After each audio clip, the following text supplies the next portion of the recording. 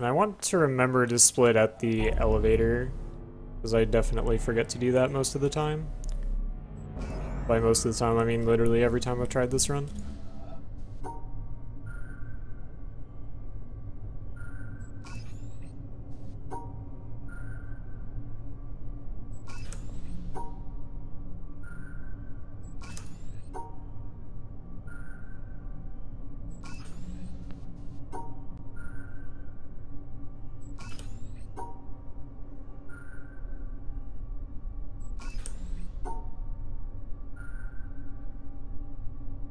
That's a different route than I've ever used on that puzzle, but it works.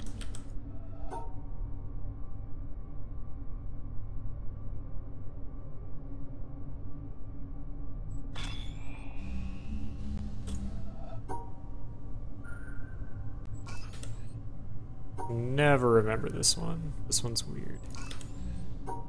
The rest are easy.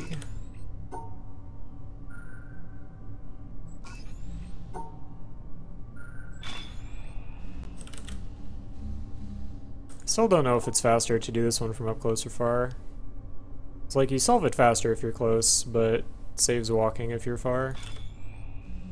I'm pretty good at sniping, so I think that's faster.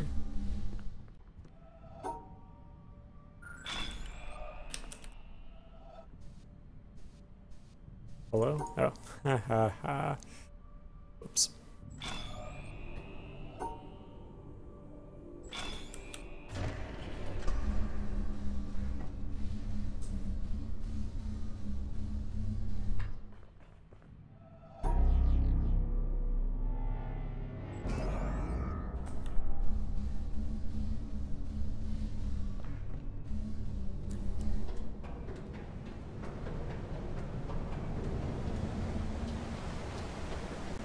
Hey, pretty girl. Alright, those of you susceptible to epilepsy, please look away now. That is not the best solution for that, but I'll go with it. Hey, I think I might actually have all these memorized, finally.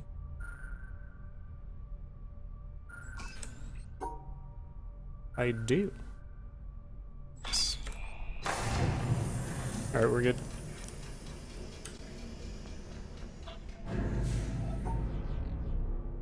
I think this puzzle is my overall favorite in the game. These light puzzle, or light path puzzles, they're just really fun.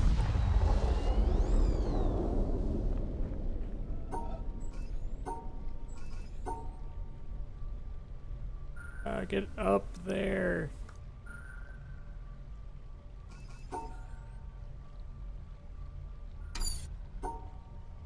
I was there, I promise. I just ran out of mouse pad.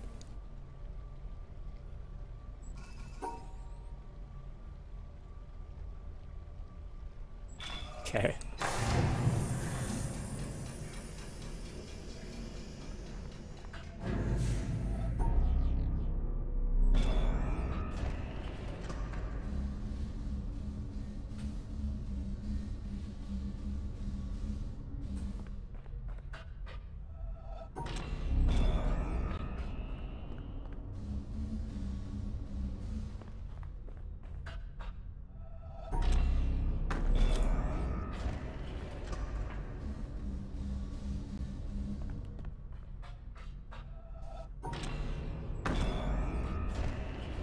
Alright, so this is where I'm going to split.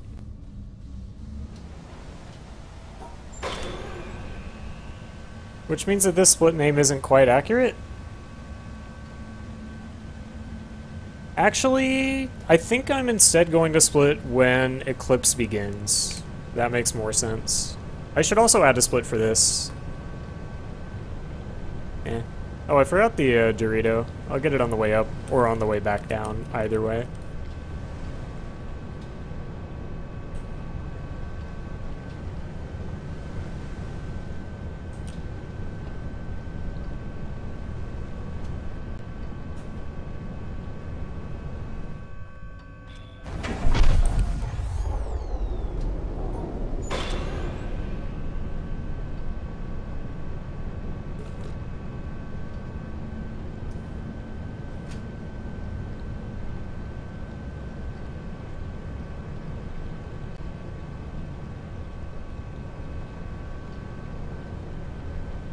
I definitely need to add a split for this elevator. But I'd rather wait to split until I'm actually at the getting food part. That said, I ate pretty shortly before starting this run, so I'm not sure if I'll be hungry enough to go get food. Alright, I did the Dorito. Can confirm. I mean, I do have Doritos. I could just grab a bag of Doritos and eat them during the talk. That's a pretty good meme.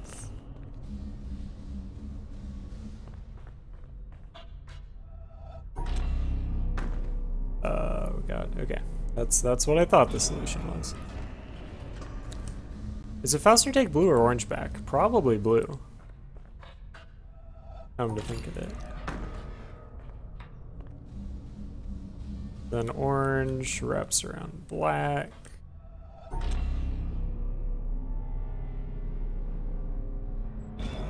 Goes that business.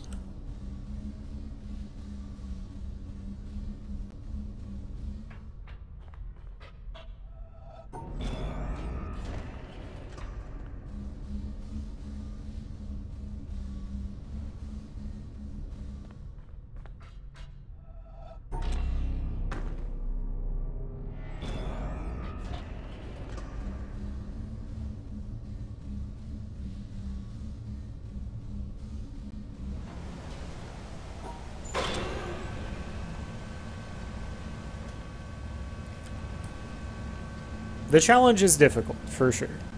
It gets easier the more you do it, because the puzzles are actually quite consistent with the kinds of challenges they present. And if you have trouble on something, just fail it and resolve the thing prior to it, because that next thing will re-randomize. Not counting the pillars at the end. It does not work for the pillars at the end. Like, the only puzzle that I have trouble with anymore is the left pillar at the very end of it. That one can be ridiculously difficult. All the rest are pretty easy, and the ones I have trouble with I can just re-randomize, so it's not a big deal.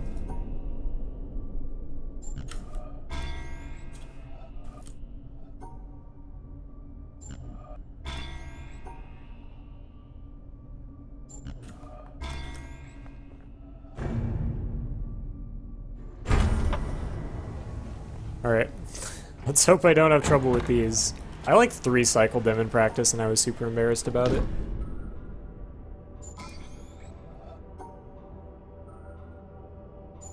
Hey, good job.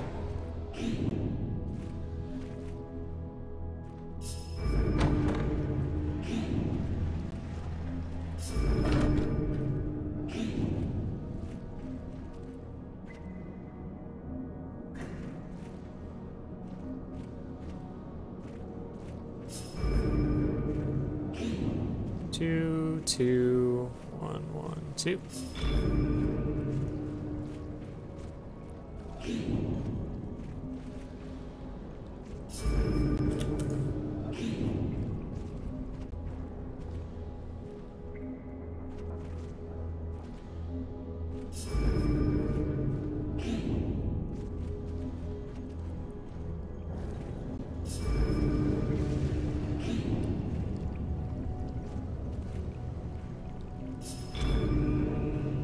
Okay.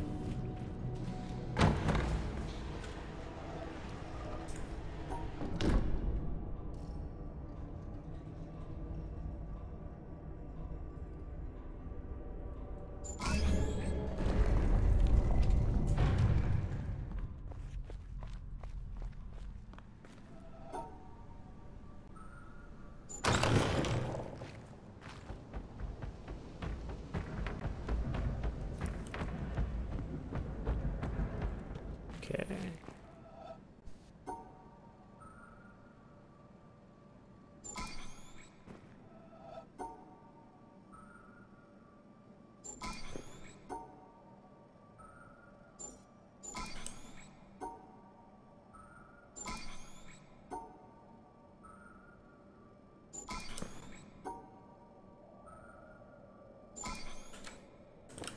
You guys ready for sandwiches? I am. I certainly am.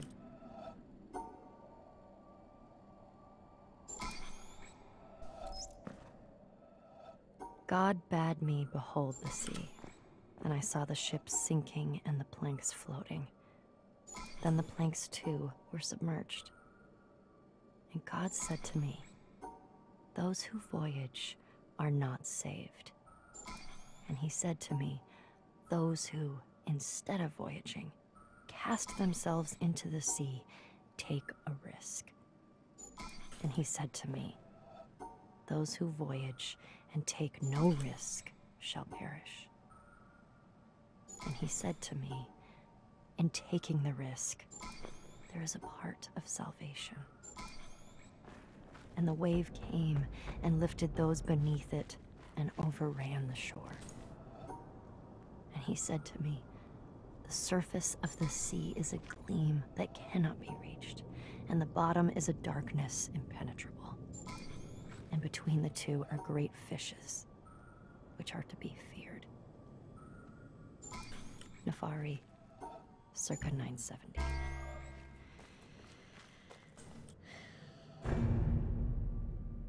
What?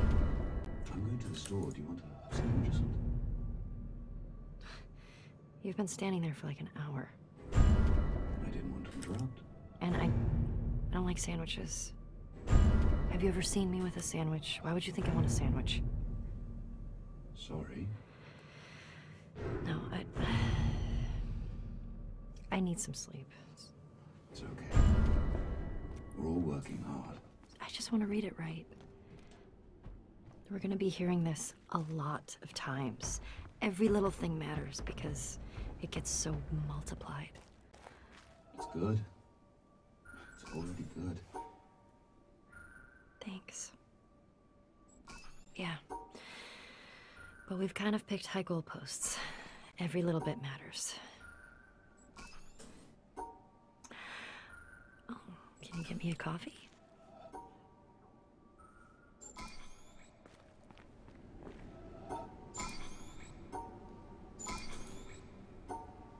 I'm pretty sure that the original script for that had a lot of profanity. Or if it didn't, it should have.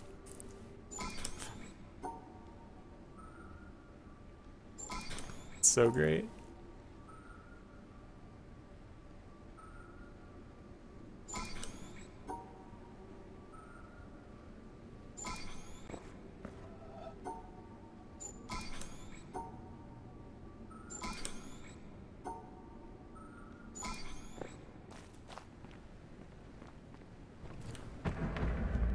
Start right up.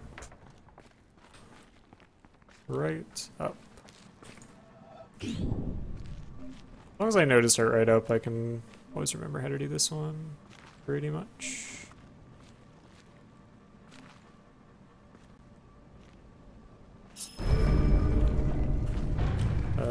Here.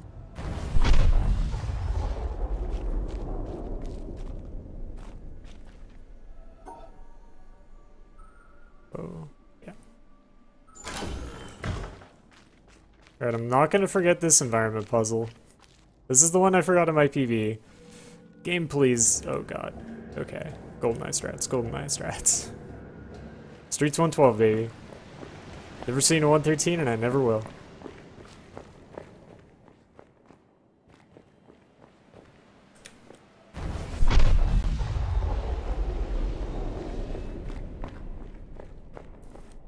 Hello, EMP? And he said to me, I'm going to the store. Do you want a sandwich or something? That's pretty great. Alright, so now is the alternate time to do windmill. So I'm going to do windmill 1 and windmill 3.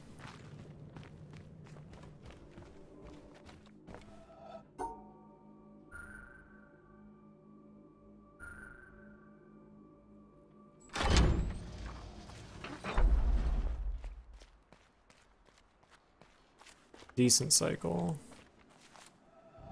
You don't actually have to... Okay, yeah, it does. Okay. That's fine. I enjoyed the Dorito mechanic. It's really good. We're not going to do the challenge until after the eclipse. So if you're looking forward to Hall of the Mountain King, it's about an hour away.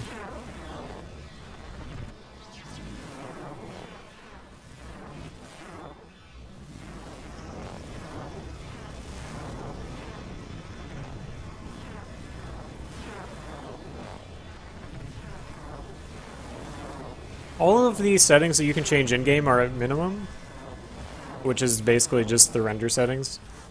I haven't looked into like the other debug stuff that you can change. I probably should though, because I definitely get significant frame drops when moving through certain areas.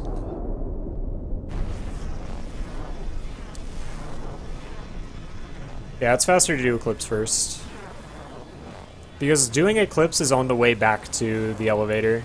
And you have to end the run at the elevator because that's what people told me I had to do. I haven't looked in the INI at all. World record is 2:55.19, I think.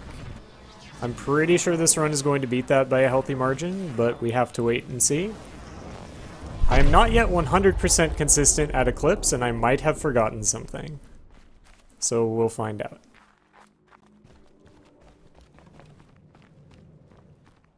Alright, so I've gone up, now I want to go down. My hands are actually like really sweaty. Yeah, this is... The game is in 1080p, the stream is in 720p.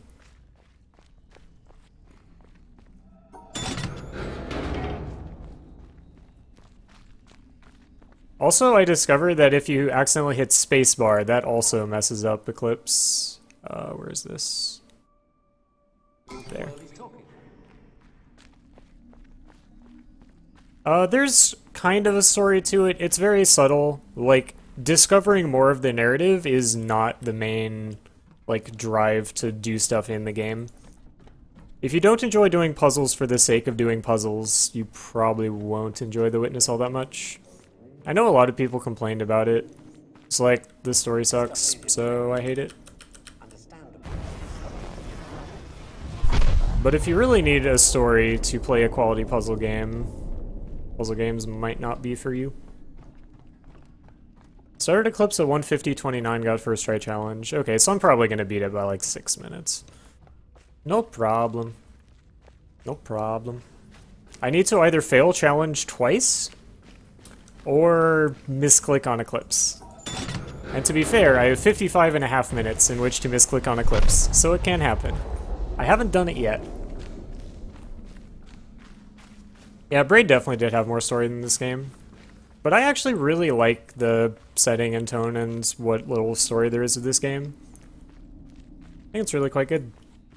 Also, this is one of my favorite moments. You're just like looking into his eyes deeply. No, I mean... Alright. Now then. Of a thriving commercial district. Nice. But like so many other New England cities, the advent of shopping malls had, by the early 70s, Alright, boys. turned it into a ghost town. It's time. Worcester's solution to this problem was decisive, It's to say time. the least. The city's elders apparently hands are sweaty. decided that if they couldn't beat them, they would join them. And so, several square blocks at the heart of the city were bulldozed. The storage boxes with the hex destroying solutions dozens are of not family considered businesses, puzzles. including They don't the add site to your of a solve pharmacy count. once operated by my great So they're not part of 100%. In Alright, so their this place lasts was 55 erected a more vast minutes. three-level It's a shopping GDC talk complex from like with 2003 cinemas by Brian and food Moriarty. court. It's really, really When the good. dust settled, only a few forlorn blocks of the old I'm probably going to be here for a bit. Am I hungry enough My to go Radio eat Shack something? store was in one of those blocks. I guess I could. Then, to add would I insult get? to injury, Radio Shack opened a brand new location. The nearest subway is inside the closed, which shopping makes me center, kind of sad. less than 500 feet from my store. So now, patrons had a choice between a clean, well-lighted establishment with uniformed security and acres of convenient parking. I mean, getting or food is shadowy kind of park like the canon in thing the that old speedrunners office do building during this next part. to an adult movie theater. I've done it both Subsequently, times. I had plenty of time prior. to fool around with the new computer. What could I get? I taught myself basic programming. Then I learned Z80 assembly. Both, of course, so that I could write games. I also created self-running animated demos, which ran all night in the store window for the edification of the winos who peed in our doorway. Strangely enough, the few customers we had didn't seem to be interested in our new computer, even after the 16K memory upgrade. In fact, most of the people who set off the buzzer on their way through the front door weren't there to buy anything at all. They were there to exploit a free promotion. I think which was Whataburger bane is the of Radio choice. Shack I could just get a employees fish for sandwich over again. 40 That does not years. sound bad. The Battery of the Month Club. Tender Crisp is also quite good. The idea of this promotion was simple. Customers got a little red card. Dang, no clip. upon You missed which out. was printed a square for each You month. missed out. 12 times a year, the lucky sales clerk got to punch out a square and give the customer one brand new AAA, I'm getting a Whataburger. C, D, or 9-volt battery. You boys enjoy the talk. Of course, customers I will be weren't live allowed to tweeting, choose so just follow me any at Fearful grade Ferret. battery. At the time of And I my will employment, Radio document Shack my offered Whataburger 3 run with different like levels 1 or 2 of battery tweets. excellence. I First might were also the pop in chat alkalines, because I can do that on my phone. Long-lasting and expensive, hanging behind the counter like prescription I'll be back in like medication half and an hour. gold-embossed blister packs. These were most certainly not available through the Battery of the Month Club. Next were the high-end lead batteries, sturdy, dependable batteries, moderately priced, and prominently displayed near the front of the store. These were also not available through the Battery of the Month Club. Finally, at the bottom of the barrel were the standard lead batteries. These were literally piled in barrels, cunningly located way at the back of the store, in a dark corner near the TV antennas. Remember TV antennas? Customers who came in looking for their free Battery of the Month had to walk the entire length of the premises, past the CB radios and stereo headphones and remote-controlled racing cars. Nothing would stop them. On the first day of every month, like clockwork, those customers came in waving their little red cards. I would look up from my programming and wave them to the back of the store. It didn't matter that the batteries were only worth 29 cents. It didn't matter that most of them were already half dead. They came, they grabbed. And as far as I can remember, not one of them ever paid for a damn thing. I was such a crappy salesman. I was young and foolish. I thought my education in game design was happening at the keyboard. I almost missed the lesson coming through the front door. Fortunately, I wasn't the only person fooling around with games on micros. All over the country, people like me were experimenting. Scott Adams was coding what would soon become the world's first commercial adventure game. Remember adventure games? My future employer, Infocom, was being founded, along with other legendary companies like Online Systems, Sirius, Personal Software, and SSI. Those were exciting times. Teenagers were making fortunes. Games were cheap and easy to build. The slate was clean. But in 1979, the biggest news in gaming had nothing to do with computers. On the morning of the autumn equinox, September 20th, a new children's picture book appeared in the stores of Great Britain. This picture book was rather peculiar. It consisted of 15 meticulously detailed color paintings, illustrating a slight whimsical tale about a rabbit delivering a jewel to the moon. On the back jacket of the book was a color photograph of a real jewel, shaped like a running rabbit, 5 inches long, fashioned of 18-karat gold, suspended with ornaments and bells, together with a sun and moon of blue quartz. According to the blurb underneath, this very jewel had been buried somewhere in England. Clues pointing to its location were concealed in the text and in the pictures of the book. The treasure would belong to whoever found it first. The book was called Masquerade. It was created by an eccentric little man with divergent eyes and a talent for mischief named Kit Williams. Within days, the first printing was sold out, and the empire that never sleeps found itself in the grip of rabbit fever. Excited readers attacked the paintings with rulers, compasses, and protractors. Magazine articles and TV specials dissected the clues, floated theories, and followed with keen delight the reckless exploits of the fanatics. One obscure park, unfortunately known by the nickname Rabbit Hill, was so riddled with holes excavated by misguided treasure seekers that the authorities had to erect signs assuring the public that no gold rabbits were to be found there. Some hunters ended up seeking psychological counseling for their obsession.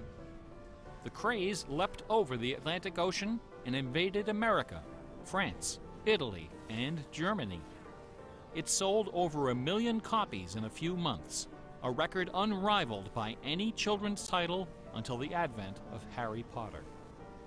Over 150,000 copies were sold in foreign translations, including 80,000 copies in Japanese, despite the fact that the puzzle was only solvable in English. It didn't matter that the masquerade jewel was only worth a few $1,000s.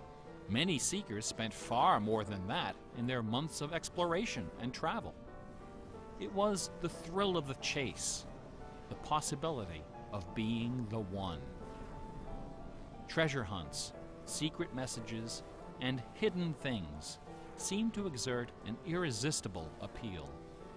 They're fun to look for and to talk about, and this fact of human psychology has been exploited in computer games since the earliest days. It finds expression in the hidden surprises we call Easter eggs.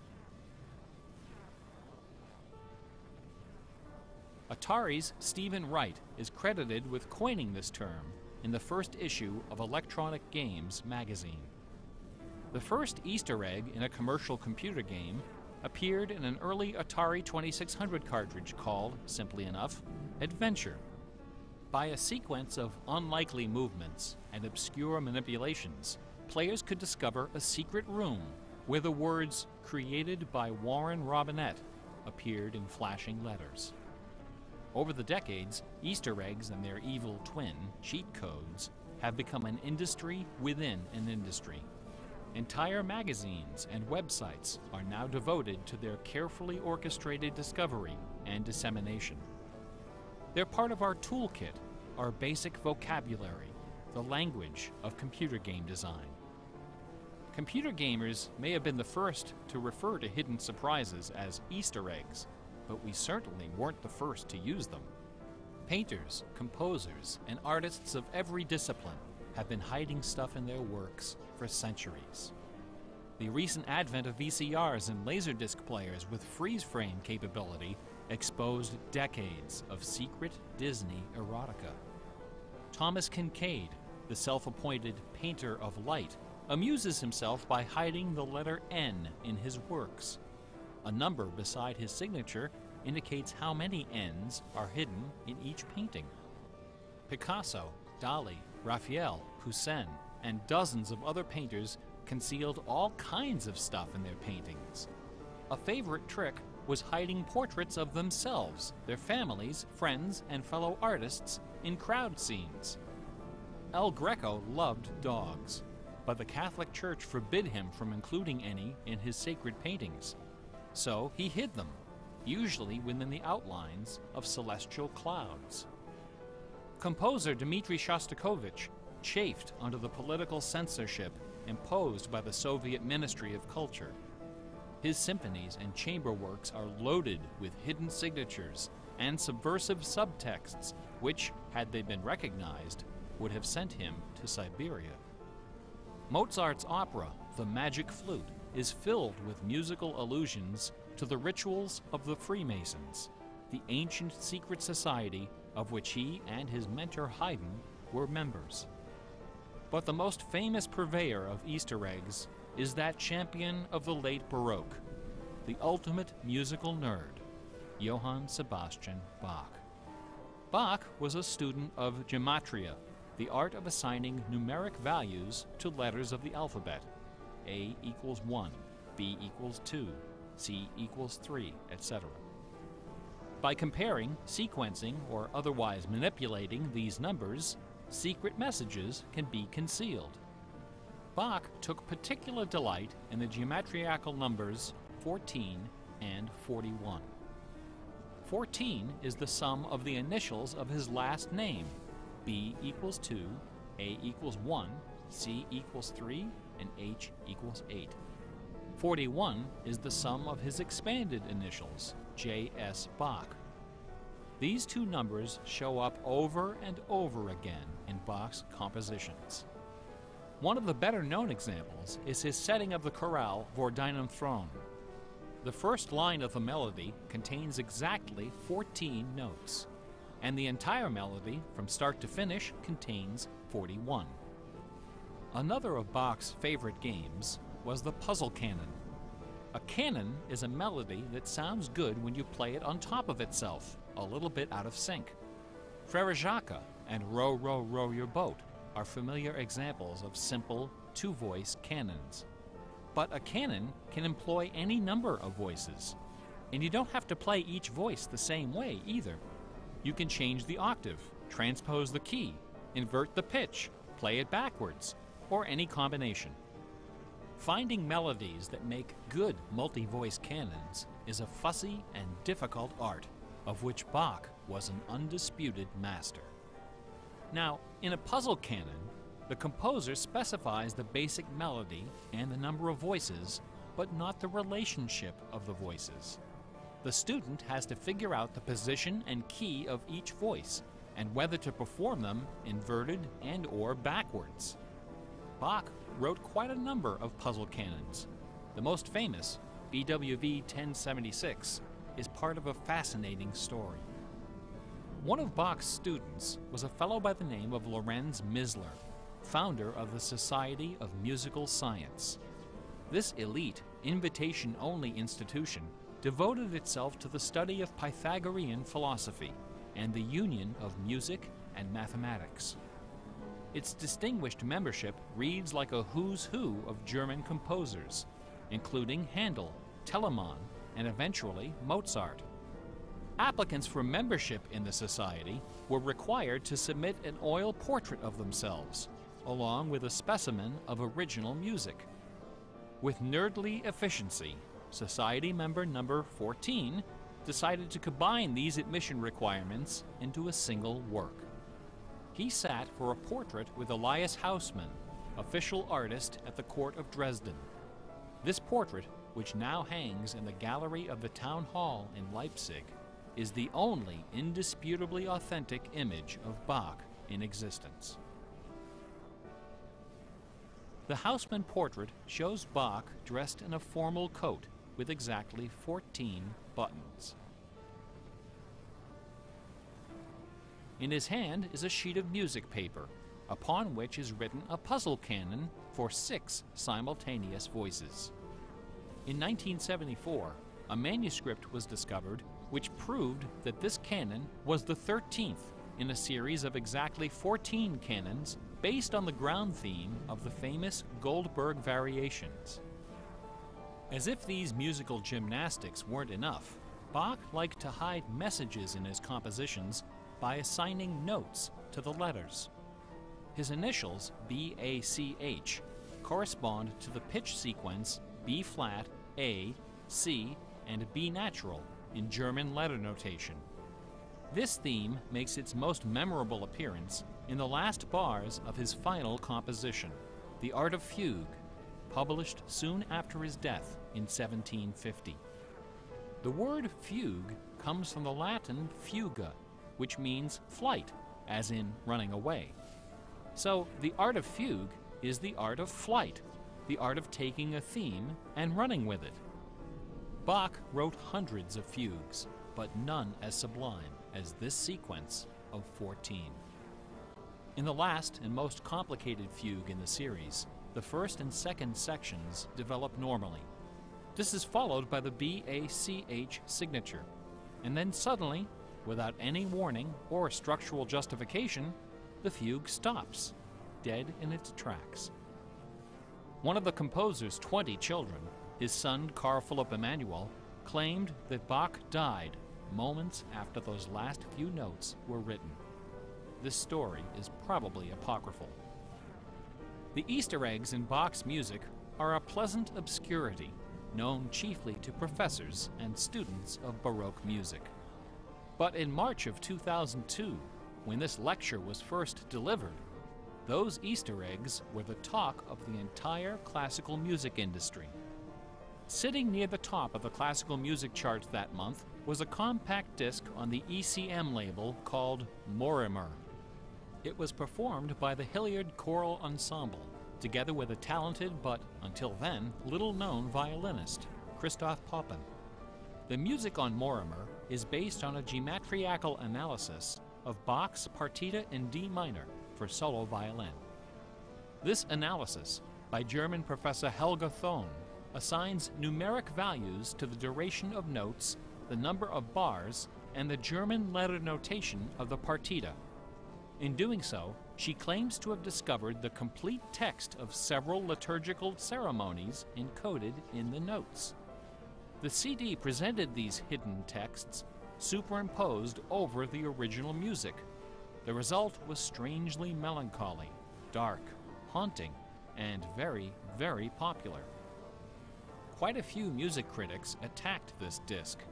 They didn't buy Professor Thon's analysis, dismissing it as a combination of numerology and canny marketing. Their caution was not without basis. Numerology is a slippery slope down which many a fine mind has slid to its doom. Allow me to offer an amusing anecdote from my own experience. Back in the early 90s, before the internet took off, one of the more popular online bulletin board systems was a service called Prodigy. I bought an account on Prodigy so I could join a fraternal interest group and gossip with fellow members around the country. One day, a stranger appeared on our bulletin board. Right away, I knew we were in trouble. This fellow, whose name was Gary, began spouting all kinds of apocalyptic nonsense about worldwide conspiracies, secret societies, and devil worship. At first, we tried to be polite. We questioned his sources, corrected his histories, logically refuted his claims, and tried to behave in a civilized manner. But instead of soothing him, our attention only made him worse. His conspiratorial warnings became urgent, approaching hysteria. He began to threaten people who disagreed with him. To coin a phrase, Gary went all uppercase. But his most urgent warnings weren't about the gays, the Jews, the Rockefellers, or the Illuminati. According to Gary, the greatest enemy of mankind was Santa Claus. Gary claimed to possess a secret numerical formula that proved beyond a shadow of a doubt that Santa Claus was an avatar of the Antichrist. Intrigued, we pressed Gary to reveal his formula. In doing so, we walked right into his trap. We should have known he had a book to sell. I fell for it. I sent him the $15. Less than a week later, the book arrived. Above an ominous photograph of the Washington Monument was emblazoned the title, 666, The Final Warning. Inside this privately printed 494-page monster, Gary reveals a simple geometrical formula, which he claims was developed by the ancient Sumerians. This formula assigns successive products of 6 to each letter of the alphabet. A equals 6, B equals 12, C equals 18, etc. Imagine my dismay when I applied this ancient formula to the name Santa Claus and obtained the blasphemous sum of 666, the biblical number of the beast. I went on Prodigy and reported to the stunned members of our interest group that Gary was right after all. There could be no doubt that according to the unimpeachable wisdom of ancient Samaria, Santa Claus was the Antichrist. I then went on to point out several other names which, when submitted to Gary's formula, also produced the sum 666. Names like St. James, New York, and New Mexico. Soon the bulletin board was filled with discoveries like computer, Boston tea, and most sinister of all, sing karaoke.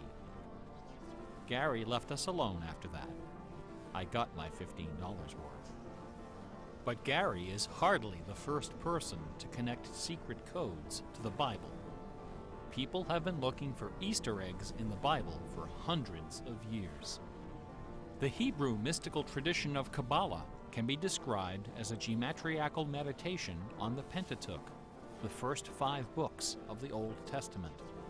The advent of computers has made the application of numerology to the Bible fast and efficient.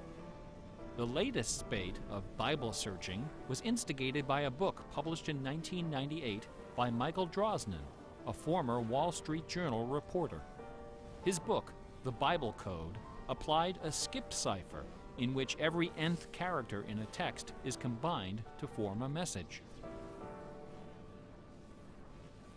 By applying his skip cipher to the Hebrew text of the Old Testament, Drosnin claimed to have discovered predictions of World War II, the Holocaust, Hiroshima, the assassination of Yitzhak Rabin and both Kennedys, the moon landing, Watergate, the Oklahoma City bombing, the election of Bill Clinton, the death of Princess Di, and the comet that collided with Jupiter. He also found predictions of a giant earthquake in LA, a meteor hitting the Earth, and nuclear Armageddon, all scheduled to occur before the end of the last decade. The Bible Code spent many weeks on the bestseller lists, spawning several sequels and dozens of imitators. The Bible has certainly attracted its share of crackpots, but for the real hardcore egg hunters, nothing can rival the ingenuity, the tenacious scholarship, the stubborn zeal of those who seek the answer to the ultimate literary puzzle, a poisonous conundrum that has squandered fortunes, destroyed careers, and driven healthy, intelligent scholars to the brink of madness and beyond. Who wrote Shakespeare?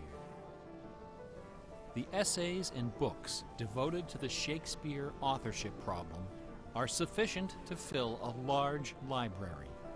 Several such libraries actually exist. Not even a day-long tutorial, much less an hour lecture, can begin to do justice to this complex, bizarre, and dangerously tantalizing story. Nevertheless, for the unacquainted, I will attempt to summarize the issue in a few paragraphs. The undisputed facts of Shakespeare's life and career could be scribbled on the back of a cocktail napkin. We know for a fact that a man named William Shakespeare was born in 1564 in or around the village of Stratford-upon-Avon. We know that he had a wife and at least 3 children. We know he bought property in Stratford, was involved in several lawsuits with his neighbors, and died there in 1616, aged 52. We also know that during those same years, a man with a last name similar to Shakespeare worked as an actor on the London stage, eventually becoming co-owner of some of the theaters there. We also know that about the same time, a number of most excellent poems and plays were published in London under the name Shakespeare. We do not know for a fact that the landowner in Stratford and the actor in London with a similar last name were one and the same man. We do not know for a fact that either man had anything to do with the poems and the plays. All we know is that those poems and plays have, in the 400 years since their composition, come to be regarded as a pinnacle of Western culture. The works attributed to Shakespeare appear to have been written by a man or woman who knew something about just about everything. They're filled with references to mythology and classic literature, games and sports, war and weapons of war, ships and sailing, the law and legal terminology, court etiquette, statesmanship, horticulture, music, astronomy, medicine, falconry, and, of course, theater. Therein lies the problem. How could a farmer's son of uncertain schooling, from a mostly illiterate country village, a man of practically no account at all, wield such encyclopedic learning, with so much eloquence and wit, so much wisdom, and human understanding. For the first 150 years, nobody questioned the traditional history of the bard. Then, in the late 18th century, Reverend James Wilmot, a distinguished scholar who lived just a few miles north of Stratford, decided to write a biography of the famous playwright. Dr. Wilmot believed that a man as well educated as Shakespeare must have owned a fairly extensive library, despite the fact that not a single book or manuscript is mentioned in his will. Over the years, he speculated, some of those books must have found their way into local collections. And so, the good Reverend Doctor scoured the British countryside, taking inventory of literally every bookshelf within 50 miles of Stratford. Not a single book from the library of William Shakespeare was discovered. Neither were there found any letters to, from, or about Shakespeare. Furthermore, no references to the folklore, local sayings, or distinctive dialect of the Stratford area could be found in any of Shakespeare's writings. After 4 years of painstaking research, Dr. Wilmot concluded, to his own dismay, that only one person contemporary with Shakespeare of Stratford had ever demonstrated the wide-ranging education and expressive talent needed to compose those poems and plays. That man was the multilingual author, philosopher, and statesman, inventor of the scientific method, chancellor to the courts of Queen Elizabeth and King James, Sir Francis Bacon. Dr. Wilmot never dared to publish his theory, but before he died, he confided it to a friend, James Cowell, who, in 1805, repeated it to a meeting of the Ipswich Philosophical Society. The members of the society were suitably outraged, and the scandalous matter was quickly forgotten. Then, in 1857, a lady from Stratford, Connecticut, published a book called The Philosophy of the Plays of Shakespeare Unfolded. In this book, Miss Delia Bacon, no relation to Francis, claimed that the works of Shakespeare were written by a secret cabal of British nobility, including Sir Walter Raleigh and Sir Philip Sidney, as well as Sir Francis Bacon. Delia Bacon's book electrified the world of letters. Battle lines were drawn between the orthodox Stratfordians and the heretical Baconians. Literary societies and scholarly journals were formed to debate the evidence. Hundreds of pamphlets, newspaper articles, and essays were published defending each side and ridiculing the opposition with that self-aggrandizing viciousness peculiar to tenured academics.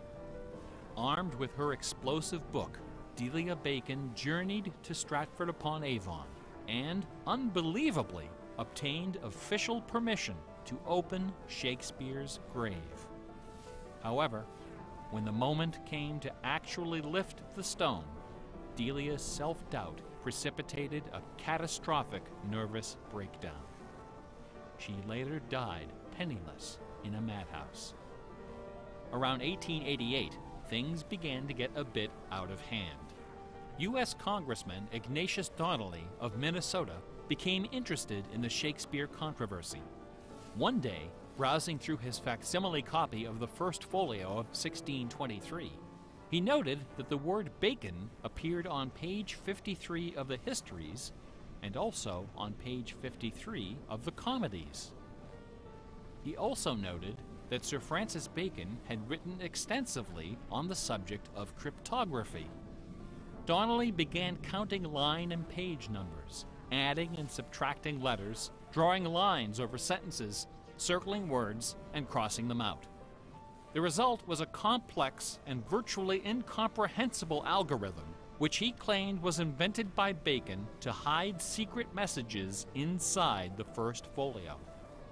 The greatest Easter egg hunt in the history of Western civilization had begun. Here are just a couple of the sillier highlights. A doctor named Orville Owen of Detroit constructed a bizarre research tool he called the Wheel of Fortune. This wheel consisted of 2 giant wooden spools wrapped with a strip of canvas 2 feet wide and 1,000 feet long. Onto this canvas, he glued the separate pages of the complete works of Bacon, Shakespeare, Marlowe, Greene, Peele, and Spenser, together with Burton's Anatomy of Melancholy. By cranking the spools back and forth, Dr. Owen could quickly zip across the pages in search of clues and cross-references. Employing a large team of secretaries and stenographers, Owen claimed to have uncovered a complete alternative history of Elizabethan England, as well as several entirely new Shakespeare plays and sonnets. Listen to this hidden verse, supposedly penned by the mighty bard himself, which inspired Dr. Owen to build his Wheel of Fortune. Take your knife and cut all our books asunder, and set the leaves on a great firm wheel, which rolls and rolls, and turning the fickle rolling wheel, throw your eyes upon Fortune, that goddess blind, that stands upon a spherical stone, that turning and inconstant rolls in restless variation. After publishing 5 thick volumes of this rubbish, Owen announced the discovery of an anagram, indicating that Bacon's original manuscripts were buried near Chepstow Castle on the River Wye. Owen spent the next 15 years and thousands of dollars excavating the bed of the river with boat crews and high explosives. He died before anything was found. A fellow named Arnsberg wrote an entire book based on the analysis of the significance of a suspicious crack in the tomb of Bacon's mother. A Ray of Sanity finally appeared in 1957. To those familiar with the science of cryptology, the name William Friedman needs little introduction. During World War II, Colonel Friedman was the head of the U.S. Army's Cryptoanalytic Bureau. He is credited with cracking the Japanese Empire's most sensitive cipher.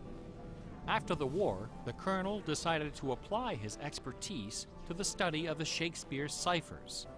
He interviewed several of the experts in the field and prepared a detailed scientific analysis, which he published under the title The Shakespeare Ciphers Examined.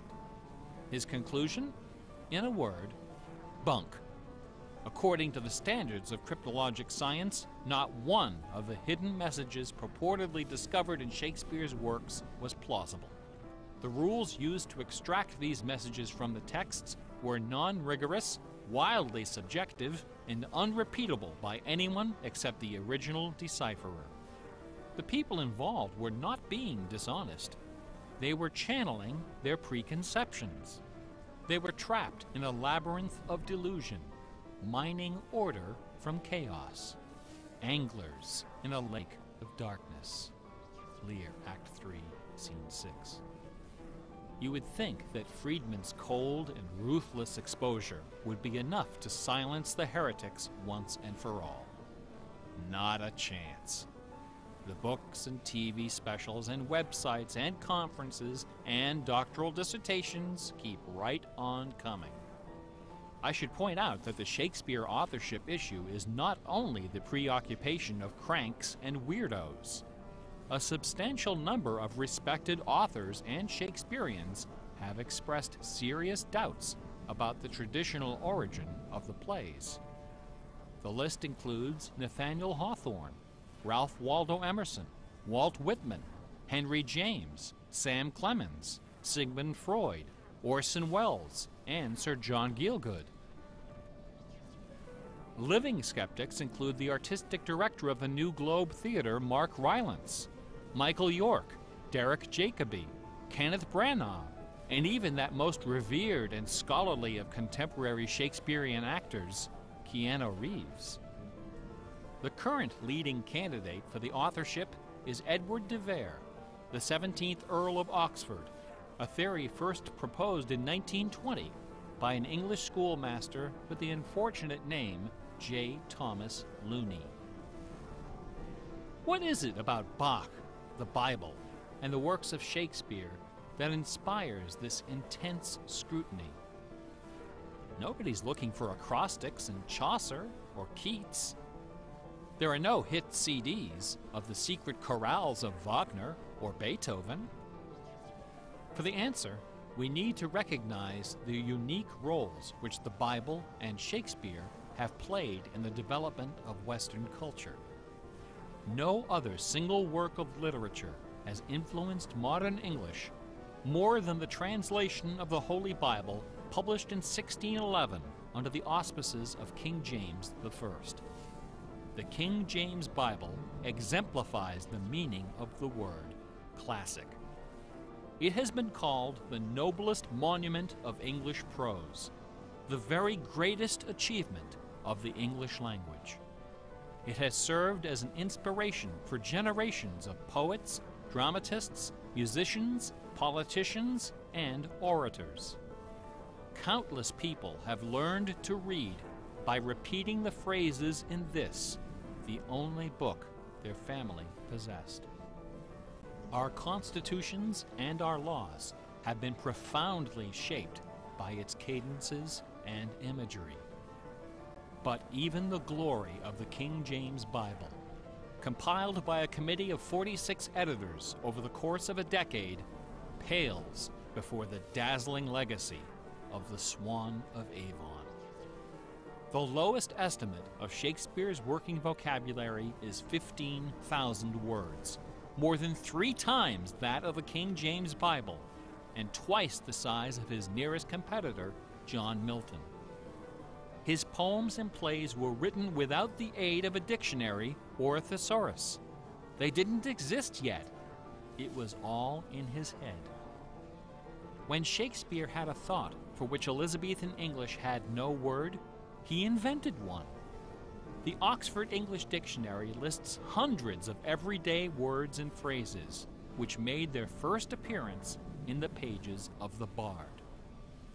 Addiction, alligator, assassination, bedroom, critic, dawn, design, dialogue, employer, film, glow, gloomy, gossip, hint, hurry, investment, lonely, luggage, manager, switch, torture, transcendence, wormhole, zany. Hamlet alone contains nearly 40 of these neologisms. Who today would have this audacity, this giddy exuberance of invention? Only one other English author even approaches Shakespeare's facility for coining new words: Sir Francis Bacon. In the modern era, the record holder is Charles Dodgson, better known as Lewis Carroll, who, interestingly, also happens to be the second most quoted author in English, after Shakespeare. Everyone has been profoundly molded by the influences of the King James Bible and Shakespeare. Like it or not, all of us peer at the world through the lenses of these great works. They are the primary source documents of modern English thought, the style guides of our minds. Contemplating these dazzling jewels of wisdom and eloquence gives rise to an extraordinary feeling, a potent, rare, and precious emotion with the potential to completely upset your life. An emotion powerful enough to make a man abandon his wife and children, forfeit career and reputation, lay down his possessions, and follow his heart without questioning. That sweet, sweet fusion of wonder and fear, irresistible attraction, and soul-numbing dread known as awe. Awe is the grail of artistic achievement. No other human emotion possesses such raw, transformative power, and none is more difficult to evoke. Few and far between are the works of man that qualify as truly awesome. It is awe that convinces a rabbi to spend a lifetime decoding Yahweh from the Pentateuch. Awe that sends millions of visitors each year to the pyramids of Giza, Guadalupe, and Mecca. It was awe that drove poor Delia Bacon to her doom. Now, please don't come away from this lecture thinking that the key to awesome game design is the installation of Easter eggs. Ordinary games with their contrived Easter eggs and cheat codes are like the Battery of the Month Club. You have to trudge down to the back of the store to get what you really came for. If superpower is what people really want, why not just give it to them? Is our imagination so impoverished that we have to resort to marketing gimmicks to keep players interested in our games? Awesome things don't hold anything back. Awesome things are rich and generous. The treasure is right there. One afternoon, I was sitting alone behind the counter at that old Radio Shack store. My boss had stepped out for some reason. An elderly woman walked through the front door. Like most of our customers, she was shabbily dressed, probably on a fixed income. I assumed she was there for her free battery, but instead, she placed a portable radio on the counter. This little radio came from the days when they boasted about the number of transistors inside on the case. It was completely wrapped in dirty white medical tape. The woman looked at me and asked, "Can you fix this?" Slowly, I unwrapped the medical tape, peeling away the layers until the back cover of the radio fell off, accompanied by a cloud of red dust. The interior of the radio was half eaten away by battery leakage and corrosion. I looked at the radio. I looked at the old woman. I looked back at the radio. I reached behind me, where the expensive alkaline batteries were hanging like prescription medication, and removed a gleaming 9-volt cell from its gold blister pack. Then I pulled a brand new transistor radio from a box, installed the alkaline, and helped the lady find her favorite station. No money changed hands. She left the store without saying a word.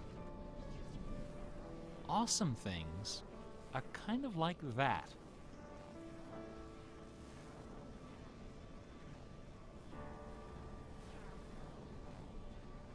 Bach offered his students very specific insight into the source of awe.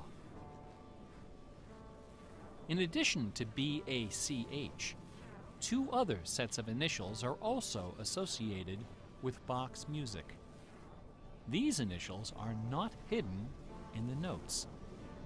Instead, they're scrawled right across the top of the manuscript for the whole world to see. The initials are SDG and JJ. SDG stands for the Latin phrase Sole Deo Gloria, to the glory of God alone.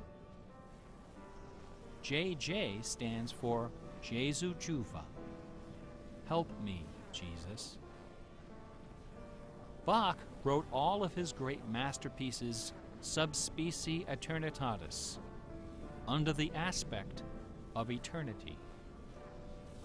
He did not compose only to please his sponsors or to win the approval of an audience. His work was his worship.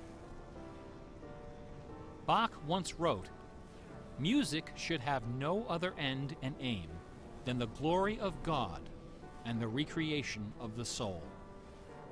Where this is not kept in mind, there is no true music, but only an infernal clamor and ranting."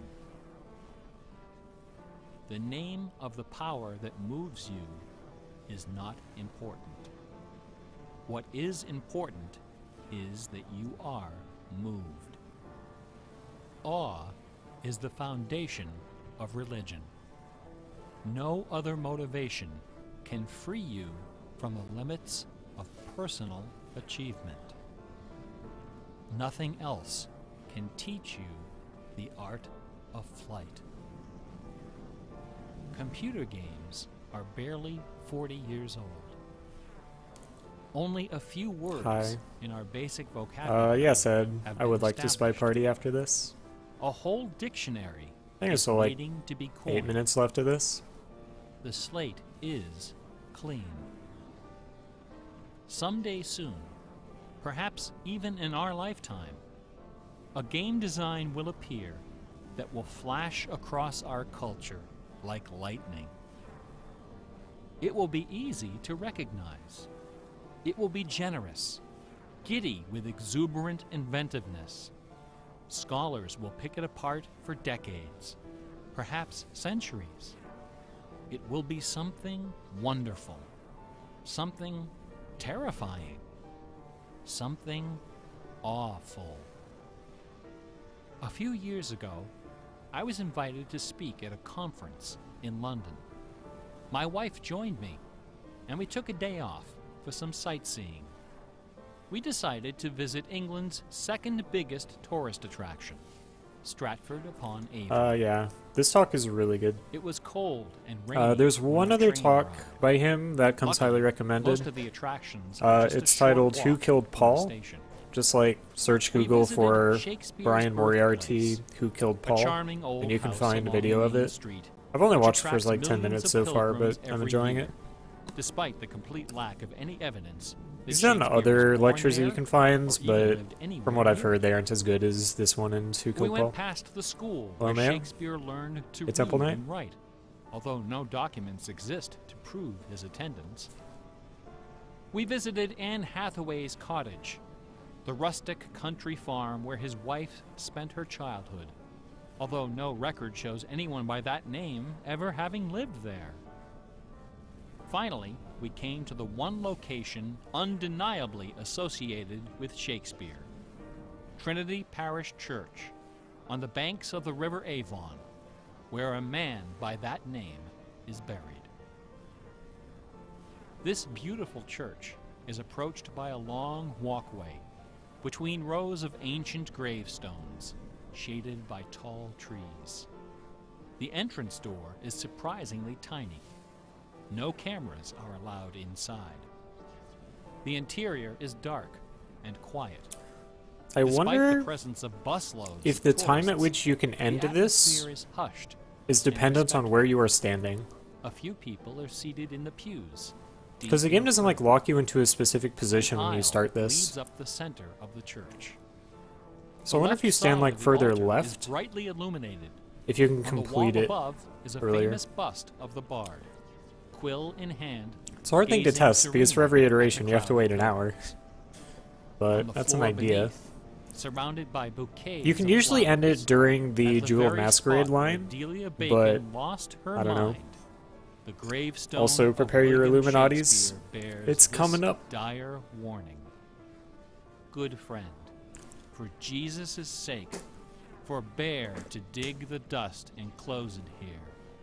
Blessed be the man who spares these stones, and cursed be he that moves my bones. Every year, 3 million pilgrims arrive from every nation on earth to approach this stone and consider the likeness of a man whose body of work can only be described as awesome.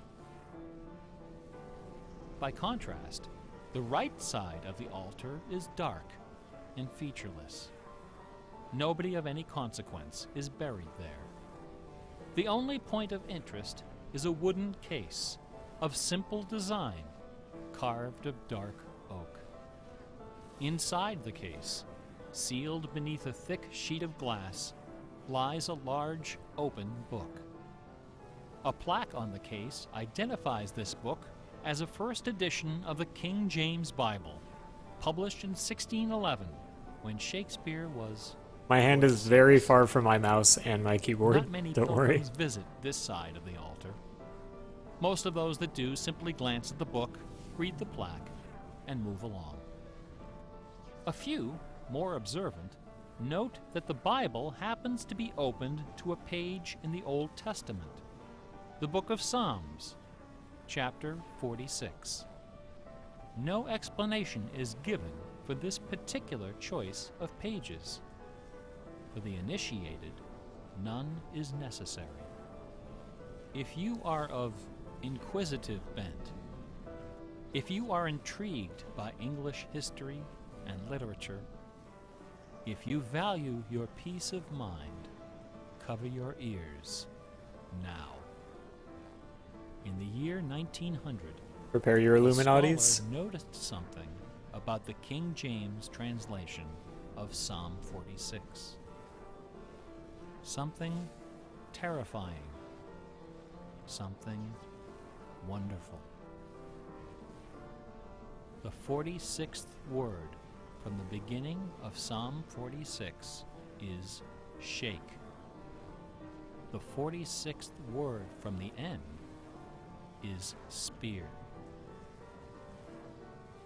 There are only two possibilities here. Either this is the finest coincidence ever recorded in the history of world literature, or it is not. The Earth revolves around only one sun and has only one moon. The moon happens to be 400 times smaller than the sun. The sun happens I mean, to be 400 times I brought it farther here away. And the apparent because this paths was coming of up. the moon and sun in our sky Also, happen I to am Christian, intersect but exactly twice every month, which means that every now and then, at long yet precisely predictable intervals, the lunar disk slips across the face of the sun and just barely conceals it for a few wonderful, terrible minutes. A fine coincidence, no? In June of All right. 1977, we're about there. a little man with divergent eyes and a talent for mischief ascended a hilltop in the British village of Ampthill. At the summit of this hill is a tall, slender cross, a memorial to Catherine of Aragon, the first wife of Henry VIII. The sun Alright, so there's high just in challenge left, right? cast the shadow of the cross. And yeah, like the on Bible grassy is hillside. a cool At historical exactly document. 12 noon, However much of it you man believe is removed literally from true or his pocket figuratively true a or whatever, bar magnet. like, it's He an turned influential the book. magnet so It's its not north unusual pole to have it was around. facing south, It and should not be buried touching it my mouse. under the shadow of the cross. 2 years later, a few hours before the publication of his first book, the man returned to that hillside, this time in the dead of night. He used a compass to locate the magnet he had buried. In that same place, he dug a hole in the ground and placed inside a ceramic container. Alright, here we go. Inscribed with the following words: Which way is to the challenge? I am the keeper of I the think I jewel remember. of masquerade, which lies waiting And safe inside. Done. This way. It is this way, right? I hope it's this way. That's a split. It just ended all in. It just ended. It's 58 minutes in total, but you can skip the first, like, 2.5 minutes. Because you can start it a bit late. Yeah. And then left. Okay. I remember where I'm going.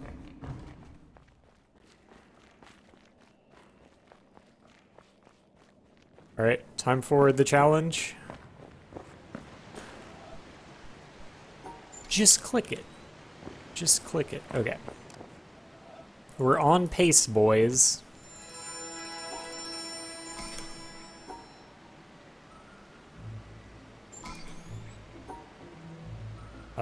It's not gonna work. Columns 3 and 5. Column 3, column 5.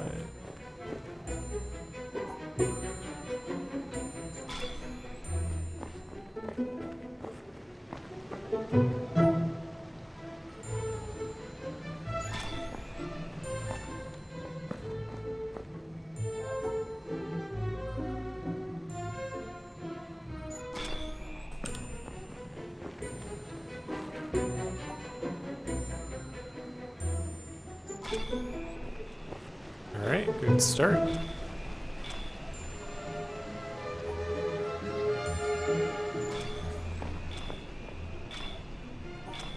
Oh, please let this work.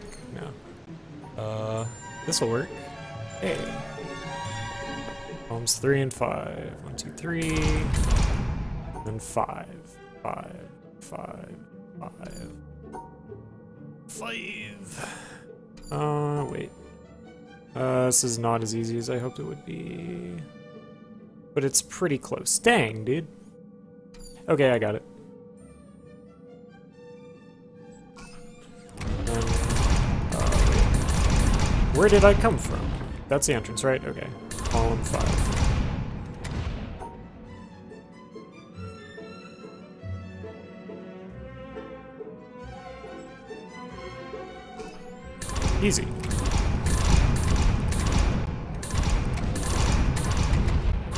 Lag! Oh my god, I don't even know which way I'm facing because of that lag. I honestly have no idea. There we go. Game! Oh my god. You can do it! This is not the time, computer. This is not the right time for this. Alright. Alright. Okay, whatever. So start up, and then right, up, and work from there. Up, right, up. Okay. That has to go up, and then... Dang, dude, really?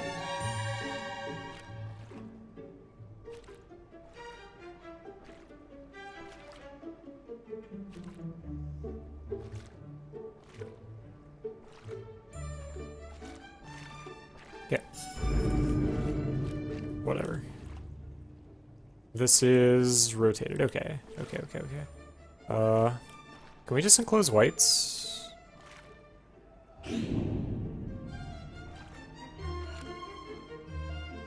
Feel like we can. Nice. Challenge end.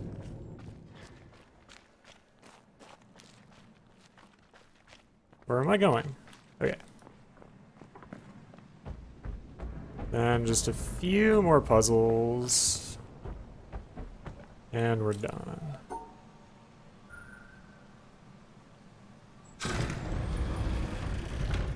Just a few. I'll check.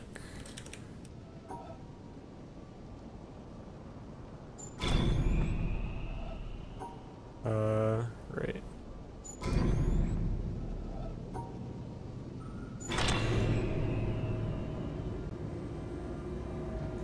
Oh, those pictures are in the wrong order. Whatever.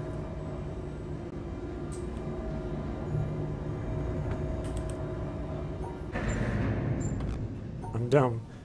I should probably look at this solution for that.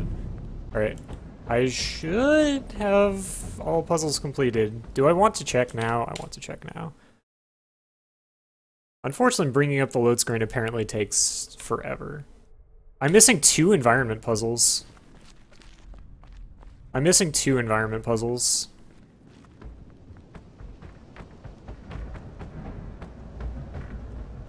Damn it, dude. This is actually good. And then I was dumb. I don't have any idea what they would be. So we're gonna look at some obelisks. And probably still get the record. I mean, I have 11 minutes. It's fine. It's slow, but it's fine. Alright, where are the obelisks? I did that. Okay.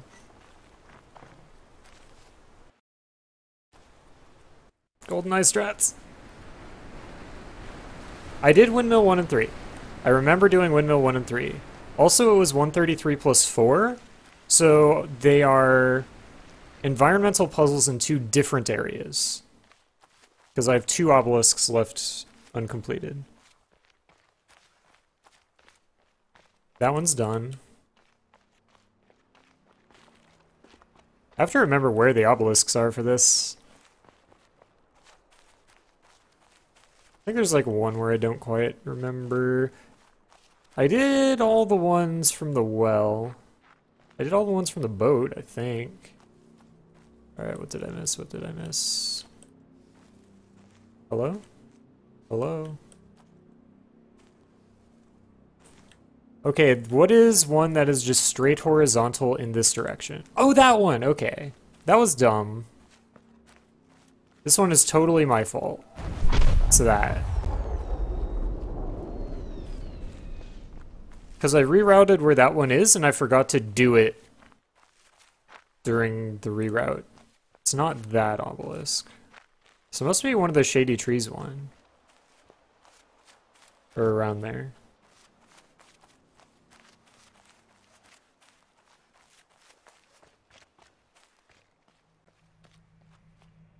That obelisk is done. Where's the last obelisk? Oh, there. Okay, so it's one of the ones back here. This is still world record, don't worry.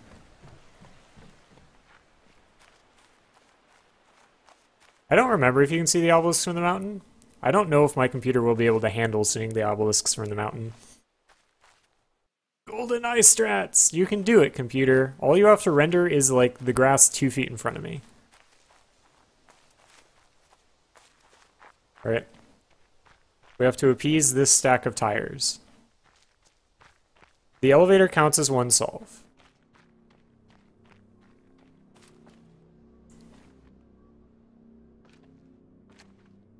Really? I missed one of these? Did I not trace that one? I could have sworn I did. Darn. Oh well. I thought I had.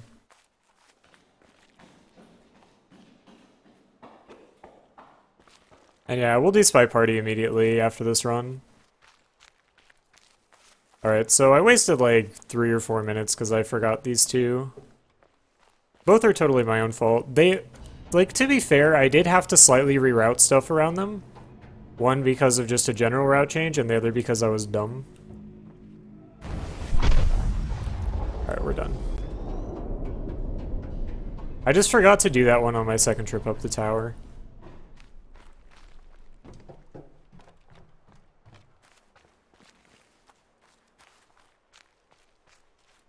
This should be sub 250. If you want to get into Spy Party, just watch people play Spy Party. I watched a ton of Spy Party before I started playing. And you can also just snipe against replays, which is like really simple. Computer, oh my god. Just do it. Just do it. Wait, where am I going? I should be going down here. For the proper shortcut.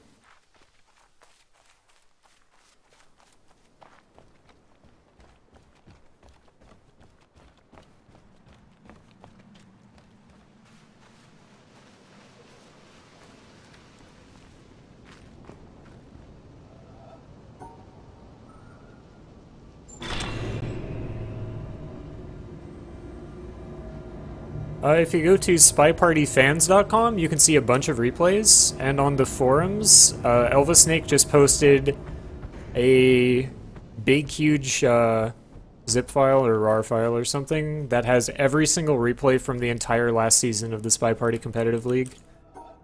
So check that out. Alright, we got the sub 250. Just barely. Just barely. Hey. A star at dawn. I mean, I've never successfully, like, remembered everything in a run of this game. That's not unusual. Alright. 249.52. That's fine. There were a few minor changes to images, just like swapping two between each other, that I wanted to do, but it's not a big deal. Ugh. Yeah, on the Spy Party forums. You have to already be in the Spy Party beta to get into the forums, though. Gold dust? Please no. Alright, and just to confirm, 523 plus 125 plus 6. We got everything. We got everything. A bubble. A bubble in a stream. In a stream.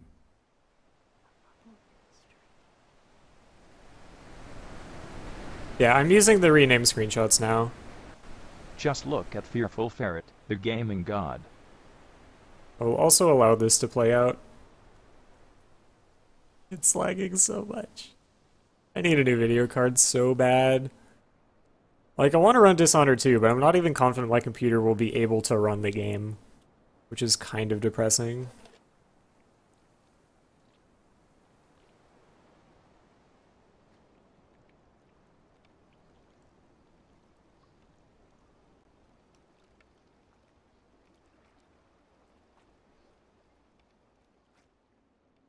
What do you have to change in the spy party options? Oh yeah, you have to like enable sniping against replays. That is true.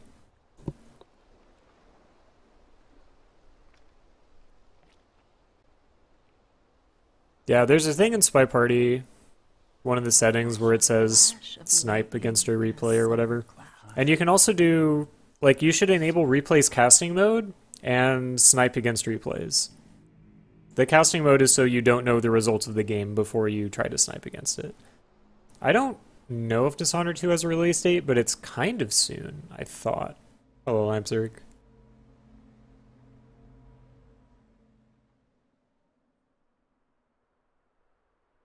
I mean, I do have to pay for a video card and also my trip to SGDQ. I mean, I'll play through Dishonored 2 casually, right? Like, sometimes I will get a game and speedrun it without playing it casually first, but that's not typically the case. Like, I did that with Rayman Legends. What else did I do that with? I did that with Trine 3. We did, like, one Let's Play of it really fast, and then we came up with the speedrun. And I did that with Minecraft. I've never played Minecraft casually. I can help you! Go back to sleep, Kaz. You heard nothing. SGDQ submissions are not up yet. It's going to be in Minneapolis, I think.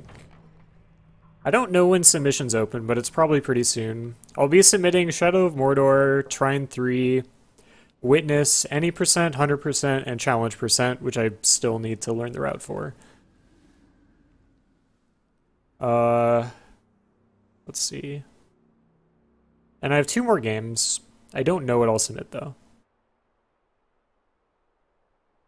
I'll have to decide.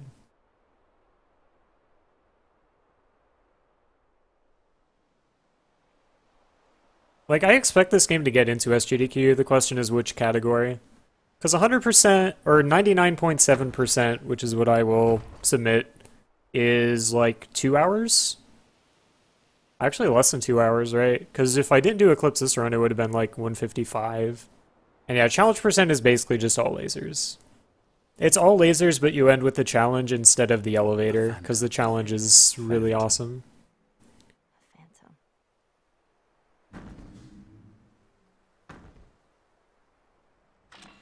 Ed, are you ready to play Spy Party? If not, I can do some challenge runs.